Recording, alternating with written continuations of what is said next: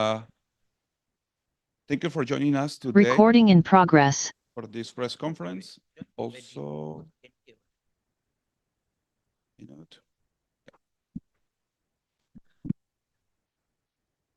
you're good. Okay. Welcome back, everyone. For the next segment, we have here PRX. Before to start, thank you guys for being here. I know that is not a good moment, and thank you for sharing here your time with us. Now we will start with questions from the media on the call. So remember, please raise your hand. I will call on you.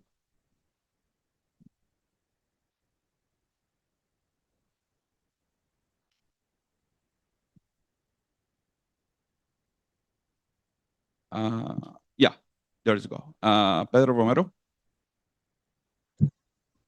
Hey guys, I believe I can speak for all the media here when I say commiserations on the loss and subsequent elimination from the tournament. A tough way to go down. Hopefully you guys can bounce back in any capacity in the future. Got a question for Alex. Obviously, looking at the entire series overall, you guys started off well on the first map victory. Then things started to go south from the second map onwards. I asked to you, when did what was the biggest issue that affected the team during that middle stretch of the series? When did it happen specifically, and how much did that affect the team's subsequent showing at the latter stages of said series? So your question is what happened right in the second map, basically. Basically, biggest issues that affected the team from second match up onwards. I mean, this happened a lot this year, where we win the first map convincingly, and the second map we either overcompensate by being too careful or too aggressive. I think this time we were too careful, and we were just like we instead of just loosening up and trying like to, we have one map up. I think we can take a little bit more risk. I think we try to reduce risk because we just don't want to lose, and the side effect of that is you become too readable and become too careful. And I think because of that, we ran into so many stacks that we normally wouldn't. Like this is not the sunset game was not the best performance that we had. Normally we're a lot more confident in that map, and the way we played the game is the way we're just going A or B. That because of that, yeah, that's how it rolls sometimes. And after that, momentum is with EDG. They came with a combat we've never played before. Even though we did some research on it, it's still hard to play against like on the fly.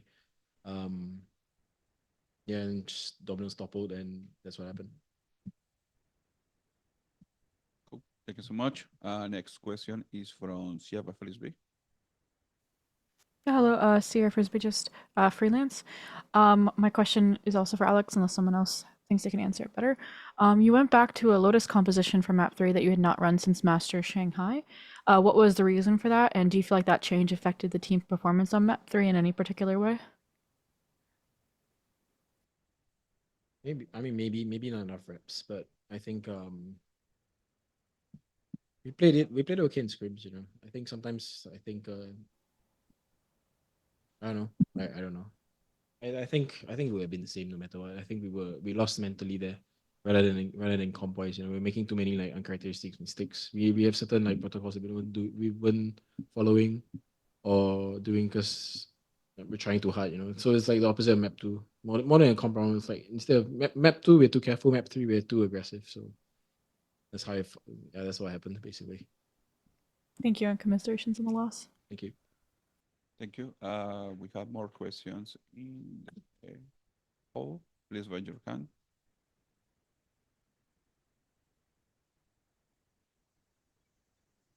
We have one question here in the room, I think. No. Yeah.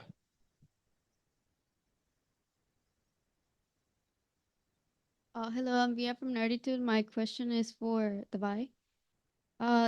This year we can say PaperX has had lots of ups and downs. What would you say is the biggest thing you've learned from this 2024 season? I think probably a lot of teams are getting so much better, I guess, compared to last year. I think last year it was easier, I think, to not really to beat them, but like to kind of like maybe read them and punish them with the traps and stuff. But I think this year people are getting so much smarter, like a lot of teams. So yeah, maybe I would say those. Thank you. Thank you for your answer. Next question is from Siddharth. Hello, Sid. I'm just a freelancer. I'd like to ask this question to Alex. On map 2 Lotus, we saw you take two quick timeouts within like 3 to 4 rounds. It did bring you guys some maps on the rounds on the board, but I'd just like to know the thought process behind those back-to-back, like rapid timeouts. I mean, we're just trying to calm down more than anything else. And the first time I was to try and figure out what we can do about this A side. I think I told him the wrong thing.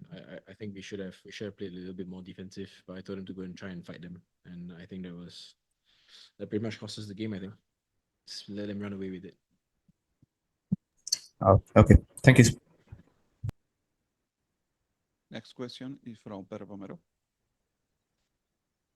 Well, I want to send this over to Forsaken this time, given the fact that this was the sixth time that you guys face off against EDG. I want to know from your eyes, what was the biggest challenges that EDG threw upon you guys for this occasion, and how that kind of affected the team's showing today. What was the first question again? Yeah, given the fact that this is the sixth time you guys face EDG in the rivalry's history, what were some of the challenges that EDG showed to you guys that made it that affected the team's performance today?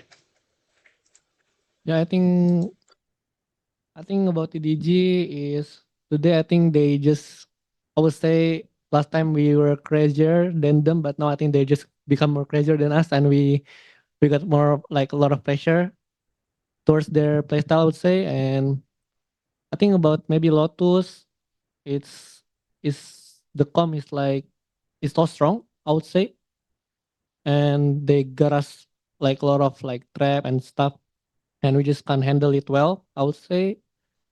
But yeah, I mean EDG, I think overall they are really strong team. They come from a strong region, so I can't say anything, but they well done today. Thank you so much. Next question is from Sierra Frisbee. Yeah, just Sierra Freelance. My question is for Jinggg. You thought at the end of last season you needed to take an extended break for your military service, but you got to come back and continue competing with PRX. How did it feel getting to continue competing this season? And overall, how do you think the season went as a result, getting to maintain the core? I mean, I think it was definitely great that I managed to come back. But I think overall this year we didn't do as well as we wanted. I mean, even though we qualified for every single event, but I felt like we could have played way better. But I guess yeah, this year is just not our best year, I guess. Okay, thank you so much. We have more questions in the call.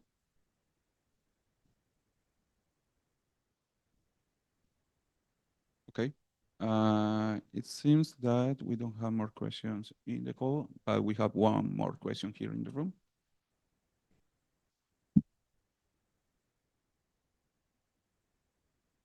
Hello, guys. Commiserations on your loss. Today I was at the arena and I met a lot of PRX fans. There was a guy who wants his jet to be like some things, and the guy who thinks that Alex is the best coach in the world. I met Kevin, who was supporting his brother. So there are a lot of amazing people standing outside supporting and loving you. So I just was like, I wanted to ask you to say some words to the fans who were supporting you throughout the season. Thank you. Yeah. I think for me, thank you so much for always supporting us. I know that this year has been a very rough year for us. I mean, I knew that all of you guys has been putting a lot of trust and believing that we would bounce back, and we failed to do and we disappoint you guys, and we are very sorry about that. But yeah, we try our best, and I hope you guys do continue supporting us, and hopefully we bounce back. So yeah, thank you so much.